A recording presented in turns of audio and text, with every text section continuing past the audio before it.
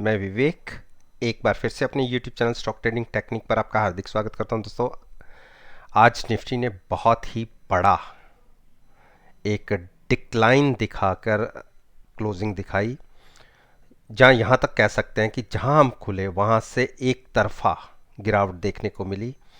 और जैसा मैंने पिछली वीडियो में बोला था, नीचे डिस्क्रिप्शन बॉक्स के अंदर वो लिंक है जो मैंने कल वीडियो पोस्ट की थी।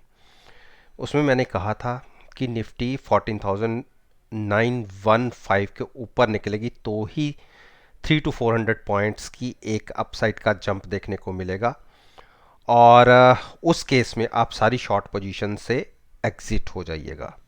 लेकिन ऐसा हुआ नहीं, हम गैप डाउन खुले और जैसे ही हमने इंट्राडे के अंदर गिरावट देखने को मिलती है, 100 सवा 100 पॉइंट कोई बड़ी बात नहीं है, लेकिन जैसे ही हमने 675 का एक साइकोलॉजिकली लेवल था जो हमारी 50 डेज मूविंग एवरेज भी है, जैसे ही उसको ब्रेक किया निफ्टी ने एक बहुत बड़ी वहाँ से और फर्दर तकरीबन 150 पॉइंट्स और खो दिए।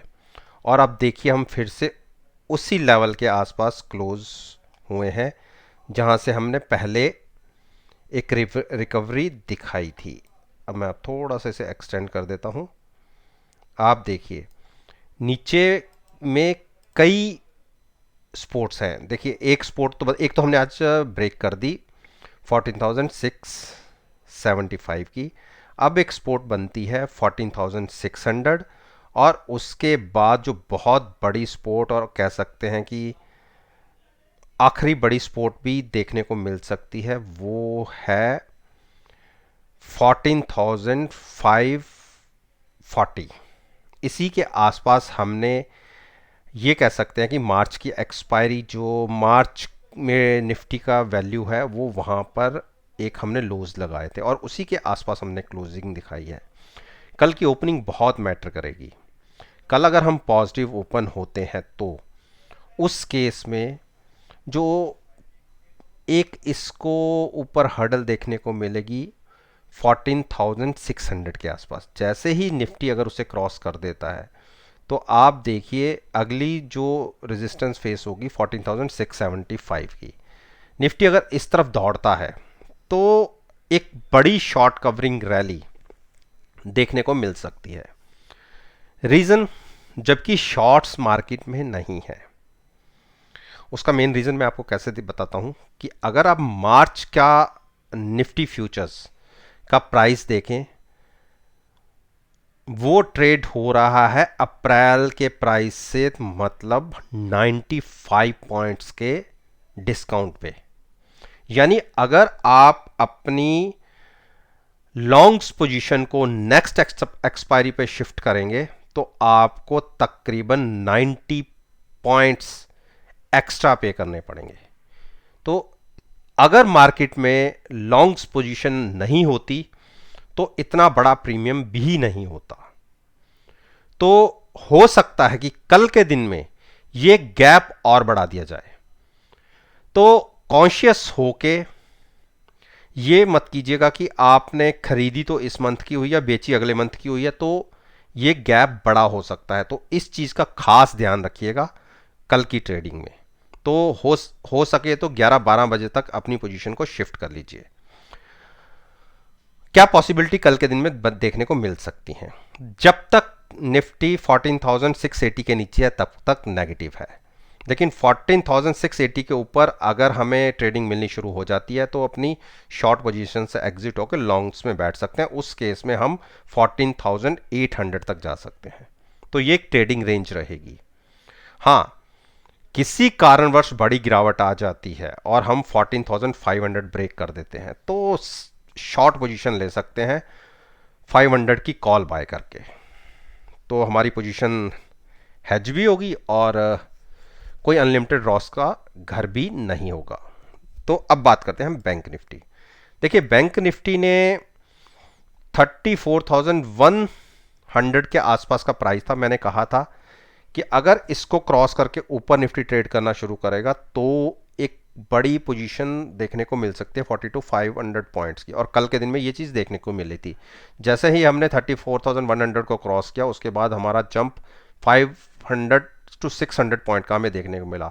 जाते जाते गिरावट जरूर दिखी, लेकिन फिर भी हम अच्छे पॉजिटिव साइड पर ही क्लोज हुए।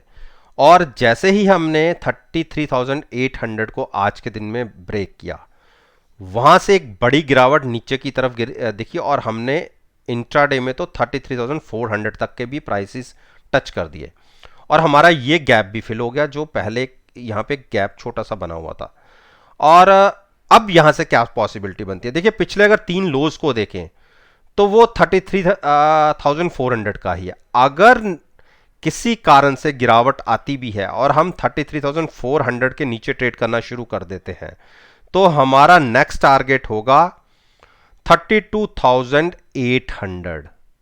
600 पॉइंट्स का डिप बहुत स्पीड से देखने को मिलेगा और उसके बाद अगर यहां नहीं संभलते तो फिर बड़ी सपोर्ट देखने को मिलेगी 30,000 या 31,000 के आसपास। तो बड़े बड़े गैप खुल जाएंगे।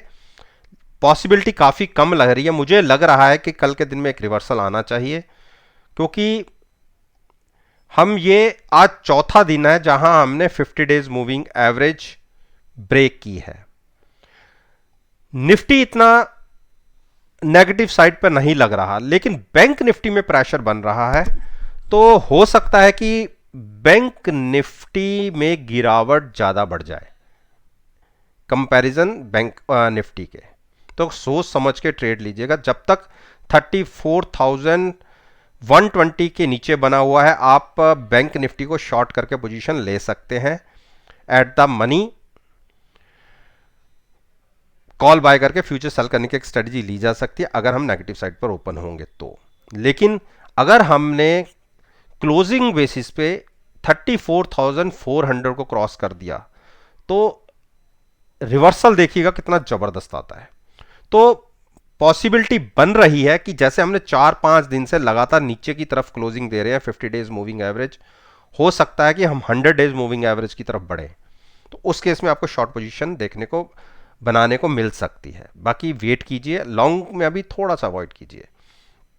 रिलायंस ने आज गिरावट दिखा दी, 50 डेज मूविंग एवरेज के नीचे आ गया और अब इसे कह सकते हैं थोड़ा सा बेरिश हो गया है। और RSI भी 45 के आसपास है। अगर थोड़ी सी और गिरावट मिलती है तो वहां से लॉन्ग करके चलिएगा, eight the money put buy करके फ्यूचर्स को लॉन्ग कीजिएगा, शॉर्ट मत कीजिए।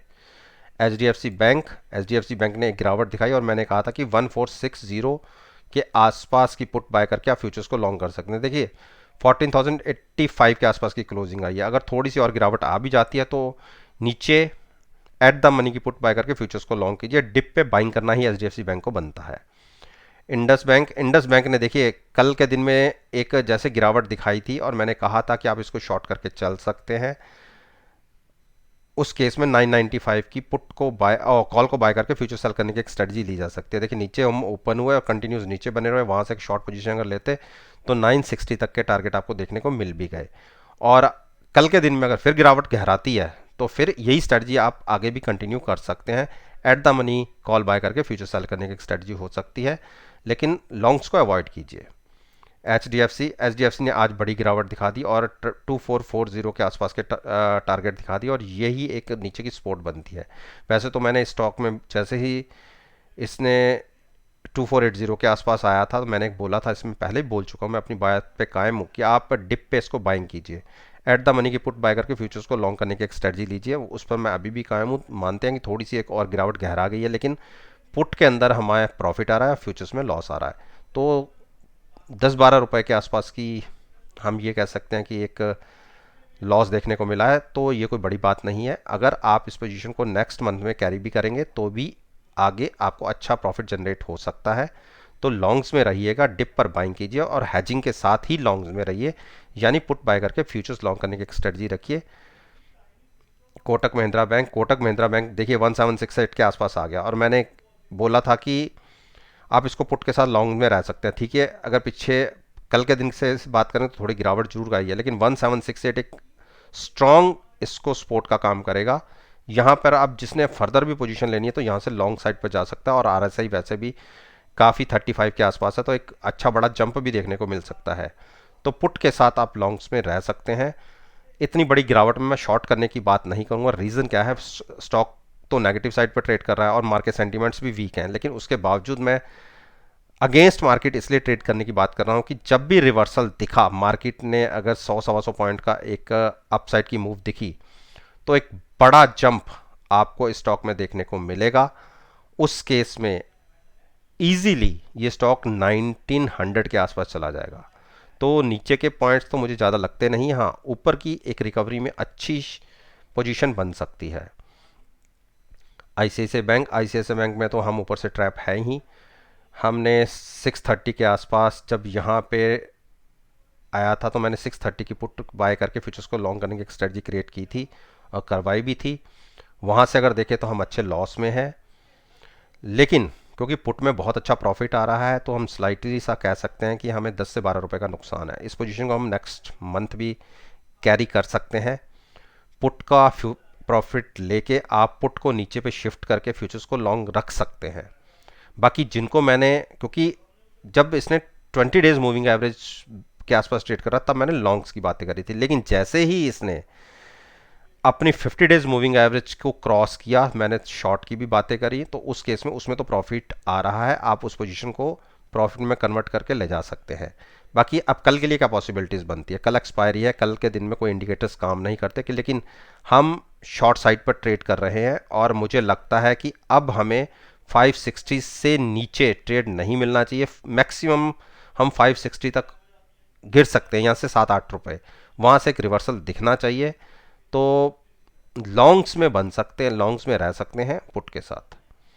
एक्सिस बैंक में भी इसी तरीके से 740 से हम ट्रैप हैं, 740 की पुट बाय करके फ्यूचर्स को लॉन्ग कर रखा है और उस केस में हमें स्लाइटली सा नुकसान है। रीज़न है पुट के अंदर प्रॉफिट है और फ्यूचर्स के अंदर लॉस आ रहा है, तो 4 से 5 रुपए का लॉस है, लेकिन पुट को हम प्रॉफिट कन्वर्ट करके नेक्स्ट मंथ के अंदर नीचे की पुट बाय करेंगे और अपनी पोजीशन को आगे कंटिन्यू रखेंगे। हाँ, गिरावट आ गई है 710 के नीचे। मैंने बोला था कि जिसको नई पोजीशन लेनी है, देखिए पुरानी पोजीशन तो हम लॉन्ग साइड पे रहेंगे और मैं लॉस में कभी पोजीशन स्केयर ऑफ करने की बात नहीं करता, लेकिन अब जिसको अगर नई पोजीशन लेनी है तो वो, क्योंकि क्लोजिंग मिली है हमें 714 के नीचे, 710 ब्रेक होता है और कल हम गैप डाउन खुलते हैं तो आप शॉर्ट पोजीशन ले सकते हैं। अगर 10 से 15 मिनट देखने के बाद 715 के आसपास की जो भी कॉल होगी उसको बाई करके फ्यूचर सेल करने की एक स्ट्रेटजी बनाई जा सकती है, लेकिन ये ट्रेड सारे के सारे मैं अप्रैल के लिए बात कर रहा हूँ।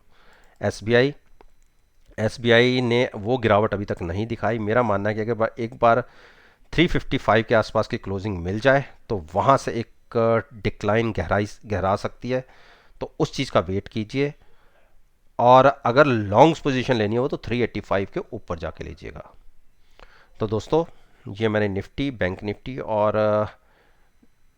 बैंक निफ्टी के फाइनेंशियल सेक्टर के स्टॉक्स के ऊपर अपना ओपिनियन आपके साथ शेयर किया है और मेरा मानना है कि अगर मेरी इस वीडियो को आप कल के सेशन के साथ एनालाइज करेंगे, यकीन मानिए आपको बहुत अच्छे पॉजिटिव रिजल्ट्स देखने को मिलेंगे। वीडियो अच्छी लगी हो तो लाइक ज़रूर कीजिए, शेयर कीजिए, मेरे यूट्यूब चैनल को सब्सक्राइब करना मत भूलिएगा। इस बात के साथ मैं आपसे विदा लेता हूँ और एक नई वीडियो के साथ फिर से आपके सामने आऊँगा। तब